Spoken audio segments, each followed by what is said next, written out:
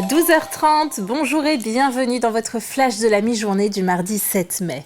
Le logement, vaste sujet en Vendée, mais une des solutions tient peut-être en 3 lettres, BRS, pour bail réel et solidaire. Alors concrètement, le propriétaire achète la maison ou l'appartement, mais pas le terrain qui reste en location. Ce dispositif favorise l'accès à la propriété pour les ménages les plus modestes. Depuis mars 2023, Vendée Habitat est agréé en tant qu'organisme de foncier solidaire. Voyons ce que cela change avec Julie Morini. Alors, je suis en compagnie de Valentin Josse, qui est président du comité d'attribution du bail réel et solidaire. Alors, il y a des nouveautés en ce qui concerne le BRS. Est-ce que vous pouvez nous en parler ? Eh bien, le bail réel solidaire en Vendée, qui est une initiative de 2019, aujourd'hui tend à se développer avec un certain nombre de projets, plus de 300 projets en Vendée. Et puis surtout, depuis 2023, c'est donc l'Office Vendée Foncier Solidaire Vendée Habitat qui prend en charge le BRS. Nous avions au préalable un groupement d'intérêt public, Vendée Foncier Solidaire, qui était porté par le département et l'établissement public foncier de la Vendée. Et nous avons maintenant, en 2023-2024, un opérateur, Vendée Habitat, qui va développer ce bail réel solidaire, véritable élément novateur pour augmenter, pour développer l'accession sociale à la propriété et permettre notamment aux jeunes actifs vendéens de pouvoir trouver un logement décent. Tout le monde ne peut pas accéder au bail réel et solidaire, il faut remplir des conditions. Alors, quelles sont-elles ? Alors tout d'abord, ce sont des conditions de ressources. Vous avez un plafond de ressources selon la composition du ménage, si vous êtes seul, en couple ou avec plusieurs enfants. Et puis derrière cela, vous avez la possibilité d'accéder à un prêt à taux zéro, qui est quand même intéressant parce que pour le BRS, il faut quand même la plupart du temps emprunter. Et cet emprunt se fait notamment avec l'appui et l'effet de levier du prêt à taux zéro, c'est important. Et puis vous avez, dans certains cas, parmi les avantages d'être titulaire de BRS, c'est d'avoir une exonération totale ou partielle de la taxe foncière, selon bien sûr le choix de la collectivité où se situe et se localise le BRS.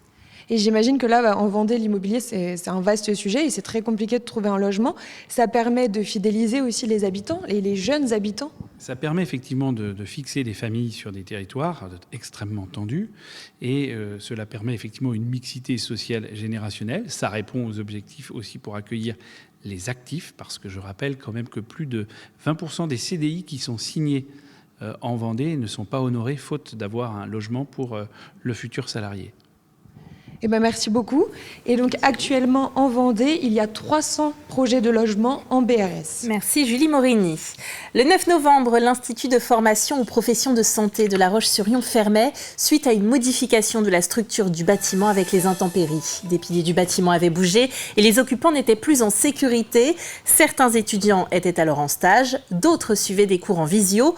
Tous ont pu réintégrer l'établissement courant décembre, mais le 12 avril, une nouvelle fermeture est décidée et qui se prolonge ce lundi alors que l'établissement était censé rouvrir ce jour.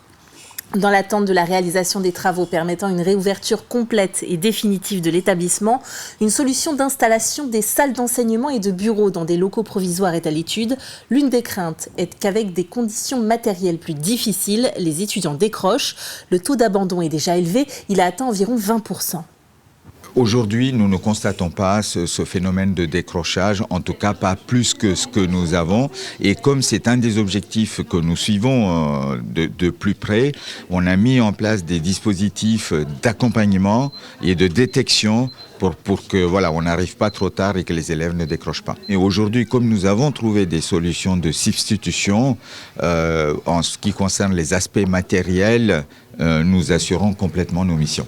Au printemps, il y a ceux qui attendent l'arrivée des hirondelles. À Saint-Gilles-Croix-de-Vie, ce sont les sardines qui annoncent les beaux jours. Et ça y est, elles ont fait leur entrée dans le premier port sardinier de France. Et avec les honneurs, Simon Philippot était bien sûr présent à la traditionnelle fête de la sardine. C'est le rendez-vous de l'année pour le port de Saint-Gilles-Croix-de-Vie, la fête de la sardine, une tradition qui débute toujours par le défilé de la confrérie dans les rues de la ville. Un événement qui fait partie de l'histoire de la cité mais qui pourtant a bien failli disparaître. C'est une tradition qu'on a remise au goût du jour en 2014, une vieille tradition qui s'est arrêtée depuis la Seconde Guerre mondiale, où on accueillait les premiers bateaux sardiniers pour la sardine de printemps. La sardine est un poisson migrateur et on la pêche ici pendant 6 mois. Et pour nous, c'est une véritable tradition. Sur les 3000 tonnes de poissons débarqués à Saint-Gilles, il y a 2000 tonnes de sardines, donc c'est important. Et donc on essaie de la valoriser, de dire aux gens qu'il faut en manger, qu'il faut en acheter, qu'il faut soutenir la filière pêche.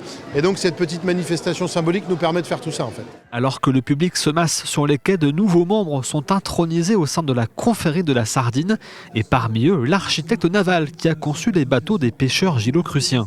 C'est la première intronisation et c'est une découverte et je suis, comme le nom l'indique, j'ai rencontré des nouveaux frères et je pense que mon métier d'architecte naval peut effectivement participer à pêcher la sardine et ainsi défendre ce produit qui est vraiment une petite valeur nutritionnelle intéressante. C'est ensuite le moment tant attendu, l'entrée dans le port du Petit Loup qui ramène à quai les premières sardines de printemps dont le premier panier est offert aux mères comme le veut la tradition.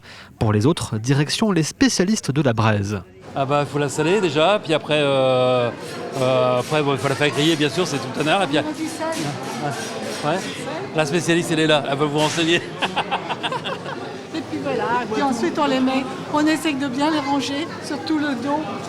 Le dos comme ça c'est pour bien les prendre avec la pelle, pour bien que ça se décolle plus facilement. Il n'y a plus qu'à se mettre à table et à déguster. Alors est-elle bonne cette sardine de printemps ? Eh bien, elle est très très bonne, avec un petit verre de vin blanc, excellent. Hein. Extraordinaire, nous sommes bordelais, nous sommes de passage ici, nous ne connaissions absolument pas cette organisation, cette petite fête, et on se régale. On se régale, elle est fraîche, elle est magnifique, et elle a un goût extraordinaire. Rien ne nous arrêtera pour manger la sardine de printemps, hein. La pluie, tout est merveilleux. Malgré une météo capricieuse, la fête de la sardine a de nouveau été un succès et les fameuses boîtes argentées dans lesquelles les sardines sont bien serrées n'attendent plus que vous. Et voilà, maintenant on a envie d'en manger. Ce samedi se déroulait la 32e édition du Jumbo Run 85. Il s'agit d'un circuit de 100 km réalisé pour 39 résidents du foyer d'adultes handicapés Organdi de Saint-Germain-de-Princey. Et regardez bien les engins à bord desquels ils sont réalisés cette boucle, des sidecars 25 en tout et leurs pilotes venus de toute la France pour partager bonheur et passion avec ces adultes handicapés. Thème de cette année, c'était les années hippies.